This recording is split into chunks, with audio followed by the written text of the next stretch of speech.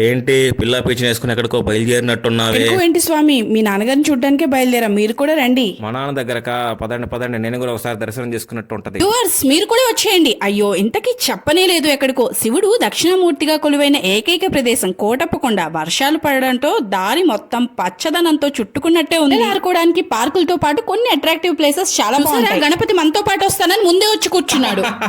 దక్షిణామూర్తి స్వామి వారు పూజా సామాన్లు కొనుక్కొని వెళ్లిపోవటమే. మా పెద్దోడు అక్షరాభ్యాసం కూడా మేము ఇక్కడే. ఎంతమంది కోటప్పకొండ చూసారో తప్పకుండా నాకు కమెంట్స్ లో చెప్పండి. అణువు స్వామివారి ఆధీనంలోనే ఉంటుంది. జాతకంలో ఎవరికైనా గురువు బాలేదని చెప్తే ఈ స్వామి నచ్చి దర్శించుకోండి, గురుబలం అమాంతం పెరుగుతుంది. ఇదిగో ఈ మెట్లెక్కి వెళ్తే స్వామి వారిని మనం దర్శించుకోవచ్చు.